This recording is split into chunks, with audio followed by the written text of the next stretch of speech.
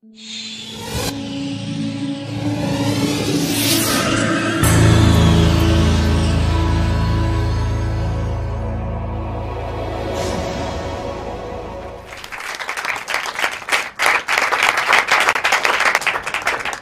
why does good sex so often fade, even for couples who continue to love each other as much as ever? And why does good intimacy not guarantee good sex, contrary to popular belief? Or the next question would be, can we want what we already have? That's the million-dollar question, right? And why is the forbidden so erotic? What is it about transgression that makes desire so potent? And why does sex make babies and babies spell erotic disaster in couples? It's kind of the fatal erotic blow, isn't it? And when you love, how does it feel? And when you desire, how is it different? These are some of the questions that are at the center of my exploration on the nature of erotic desire and its concomitant dilemmas in modern love. So I traveled the globe, and what I'm noticing is that everywhere where romanticism has entered, there seems to be a crisis of desire. A crisis of desire as in owning the wanting. Desire as an expression of our individuality, of our free choice, of our preferences, of our identity. Desire that has become a central concept as part of modern love and individualistic societies. You know, this is the first time in the history of humankind where we are trying to experience sexuality in the long term, not because we want 14 children for which we need to have even more because many of them won't make it, and not because it is exclusively a woman's marital duty. This is the first time that we want sex over time about pleasure and connection that is rooted in desire. So what sustains desire and why is it so difficult? And at the heart of sustaining desire in a committed relationship, I think, is the reconciliation of two fundamental human needs. On the one hand, our need for security, for predictability, for safety, for dependability, for reliability, for permanence, all these anchoring, grounding experiences of our lives that we call home. But we also have an equally strong need, men and women, for adventure, for novelty, for mystery, for risk, for danger, for the unknown, for the unexpected, surprise, you get the gist, for journey, for travel. So reconciling our need for security and our need for adventure into one relationship, or what we today like to call a passionate marriage, used to be a contradiction in terms. Marriage was an economic institution in which you were given a partnership for life in terms of children and social status and succession and companionship. But now we want our partner to still give us all these things, but in addition, I want you to be my best friend and my trusted confidant and my passionate lover to boot, and we live twice as long. So we come to one person, and we basically are asking them to give us what once an entire village used to provide. Give me belonging, give me identity, give me continuity, but give me transcendence and mystery and awe all in one. Give me comfort, give me edge, give me novelty, give me familiarity, give me predictability, give me surprise. And we think it's a given, and toys and lingerie are going to save us with that. So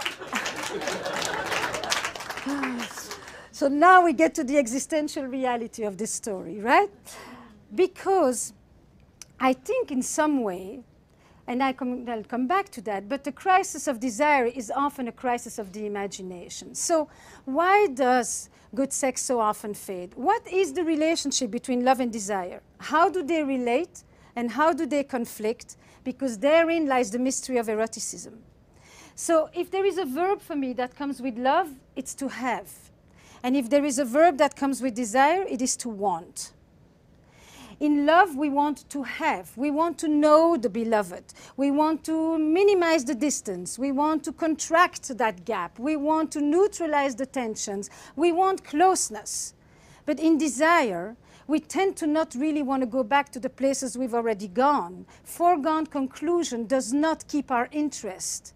In desire, we want an other, somebody on the other side that we can go visit, that we can go spend some time with, that we can go see what goes on in their red light district. You know, in desire, we want a bridge to cross. Or in other words, I sometimes say, fire needs air. Desire needs a space. And when it's said like that, it's often quite abstract. But then I took a question with me, and I've gone to more than 20 countries in the last few years with mating in captivity. And I ask people, when do you find yourself most drawn to your partner? Not attracted sexually per se, but most drawn. And across culture, across religion, and across gender, except for one, there are a few answers that just keep coming back. So the first group is, I am most drawn to my partner when she's away, when we are apart, when we reunite. Basically, when I get back in touch with my ability to imagine myself with my partner, when my imagination comes back in the picture, and when I can root it in absence and in longing, which is a major component of desire. But then the second group is even more interesting. I am most drawn to my partner when I see him in the studio, when she's on stage, when he's in his element, when she's doing something she's passionate about, when I see him at a party and other people are really drawn to him, when I see her hold court. Basically, when I look at my partner, radiant and confident, probably the biggest turn on across the board. Radiant as in self-sustaining. I look at this person. By the way, in desire, people rarely talk about it when we are blended into 5 centimeters from each other. I don't know in inches how much that is. But it's also not when the other person is that far apart that you no longer see them. It's when I'm looking at my partner from a comfortable distance, where this person that is already so familiar, so known, is momentarily once again somewhat mysterious, somewhat elusive. And in this space between me and the other lies the erotic élan, lies that movement toward the other. Because sometimes, as Proust says, mystery is not about traveling to new places, but it's about looking with new eyes. And so when I see my partner on his own or her own doing something in which they are enveloped, I look at this person and I momentarily get a shift in perception, and I stay open to the mysteries that are living right next to me. And then, more importantly, in this description about the other, or myself, it's the same. What is most interesting is that there is no neediness in desire. Nobody needs anybody. There is no caretaking in desire. Caretaking is mightily loving. It's a powerful anti-aphrodisiac. I have yet to see somebody who is so turned on by somebody who needs them. Wanting them is one thing. Needing them is a shutdown, and women have known that forever, because anything that will bring up parenthood will usually decrease the erotic charge. For good reasons, right? And then the third group of answers usually would be when I'm surprised, when we laugh together, as somebody said to me in the office today, when he's in his tux. So I said, you know, it's either the tux or the cowboy boots. You know, but basically it's when there is novelty. But novelty isn't about new positions. It isn't a repertoire of techniques. Novelty is, what parts of you do you bring out? What parts of you are just being seen? Because in some way one could say, sex isn't something you do, huh? Sex is a place you go. It's a space you enter, inside yourself and with another or others. So where do you go in sex? What parts of you do you connect to? What do you seek to express there? Is it a place for transcendence and spiritual union? Is it a place for naughtiness? And is it a place to be safely aggressive? Is it a place where you can finally surrender and not have to take responsibility for everything? Is it a place where you can express your infantile wishes? What comes out there? It's a language. It isn't just a behavior. And it's a poetic of that language that I'm interested in, which is why I began to explore this concept of erotic intelligence. You know, animals have sex. It's the pivot, it's biology, it's the natural instinct. We are the only ones who have an erotic life, which means that it's sexuality transformed by the human imagination. We are the only ones who can make love for hours, have a blissful time, multiple orgasms, and touch nobody, just because we can imagine it. We can hint at it, we don't even have to do it. We can experience that powerful thing called anticipation, which is a motor to desire. The ability to imagine it as if it's happening, to experience it as if it's happening, while nothing is happening and everything is happening at the same time. So when I began to think about eroticism, I began to think about the poetics of sex. And if I look at it as an intelligence, then it's something that you cultivate. What are the ingredients? Imagination, playfulness, novelty, curiosity, mystery. But the central agent is really that piece called the imagination. But more importantly, for me to begin to understand who are the couples who have an erotic spark, what sustains desire, I had to go back to the original definition of eroticism, the mystical definition. And I went through it through a bifurcation by looking actually at trauma, which is the other side. And I looked at it looking at the community that I had grown up in, which was a community in Belgium, all Holocaust survivors. And in my community, there were two groups, those who didn't die and those who came back to life. And those who didn't die lived often very tethered to the ground, could not experience pleasure, could not trust, because when you're vigilant, worried, anxious, and insecure, you can't lift your head to go and take off in space and be playful and safe and imaginative. Those who came back to life were those who understood the erotic as an antidote to death. They knew how to keep themselves alive.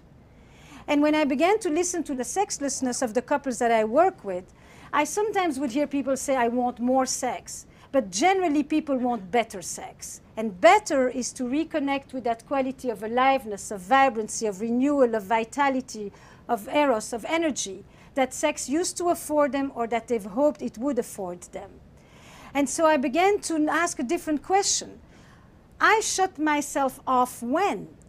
Began to be the question. I turn off my desires when, which is not the same question as what turns me off is, and you turn me off when. And people began to say, I turn myself off when I feel dead inside, when I don't like my body, when I feel old, when I haven't had time for myself, when I haven't had a chance to even check in with you, when I don't perform when at work, when I feel low self-esteem, when I don't have a sense of self-worth, when I don't feel like I have the right to want, to take, to receive pleasure. And then I began to ask the reverse question. I turn myself on when? Because most of the time people like to ask the question, you turn me on, what turns me on? And I'm out of the question. You know? Now, if you are dead inside, the other person can do a lot of things for Valentine. It won't make a dent. There is nobody at the reception desk. You know? So I turn myself on when? I turn my desires. I wake up when? You know? Now, in this paradox between love and desire, what seems to be so puzzling is that the very ingredients that nurture love, mutuality, reciprocity, protection, worry, responsibility for the other, are sometimes the very ingredients that stifle desire. Because desire comes with a host of feelings that are not always so favorites of love. Jealousy, possessiveness, aggression, power, dominance, naughtiness, mischief. Basically, most of us, you know, will get turned on at night by the very same things that we will demonstrate against during the day. You know, the erotic mind is not very politically correct. If everybody was fantasizing on a bed of roses, we wouldn't be having such interesting talks about this. You know, but no, in our mind up there are a host of things going on that we don't always know how to bring to the person that we love, because we think love comes with selflessness, and in fact desire comes with a certain amount of selfishness in the best sense of the word. The ability to stay connected to oneself in the presence of another. So I want to draw that little image for you, because this need to reconcile these two sets of needs, we are born with that. Our need for connection, our need for separateness, or our need for security and adventure, or our need for togetherness and for autonomy. And if you think about the little kid who sits on your lap, and who is cozily nested here and very secure and comfortable. And at some point, all of us need to go out into the world to discover and to explore. That's the beginning of desire. That next exploratory needs curiosity, discovery. And then at some point they turn around and they look at you. And if you tell them, hey kiddo, the world's a great place, go for it, there's so much fun out there, then they can turn away and they can experience connection and separateness at the same time. They can go off in their imagination, off in their body, off in their playfulness, all the while knowing that there's somebody when they come back to. But if on this side there is somebody who says, I'm worried, I'm anxious, I'm depressed, my partner hasn't taken care of me in so long, what's so good out there? Don't we have everything you need together, you and I? Then there are a few little reactions that all of us can pretty much recognize. Some of us will come back, came back a long time ago. And that little child who comes back is the child who will forgo a part of himself in order not to lose the other. I will lose my freedom in order not to lose connection. And I will learn to love in a certain way that will become burdened with extra worry and extra responsibility and extra protection. And I won't know how to leave you in order to go play, in order to go experience pleasure, in order to discover, to enter inside myself. Translate this into adult language. It starts very young, it continues into our sex lives up to the end. Child number 2 comes back, but looks like that over their shoulder all the time. You know, are you going to be there? You're going to curse me? You're going to scold me? You're going to be angry with me? And they may be gone, but they're never really away. And those are often the people that will tell you in the beginning it was super hot.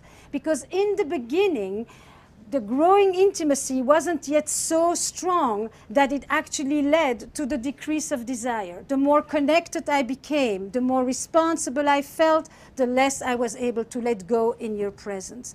The third child doesn't really come back. So what happens if you want to sustain desire, it's that real dialectic piece. On the one hand, you want the security in order to be able to go. On the other hand, if you can't go, you can't have pleasure, you can't culminate, you don't have an orgasm, you don't get excited because you spend your time in the body and the head of the other and not in your own.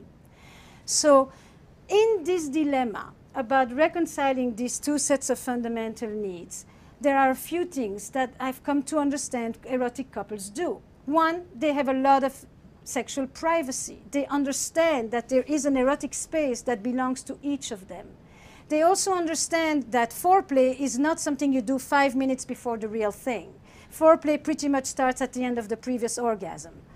They also understand that an erotic space isn't about you begin to stroke the other. It's about you create a space where you leave Management Inc., maybe where you leave the Agile program, and you actually just enter that place where you stop being the good citizen who is taking care of things and being responsible. Responsibility and desire just butt heads. They don't really do well together.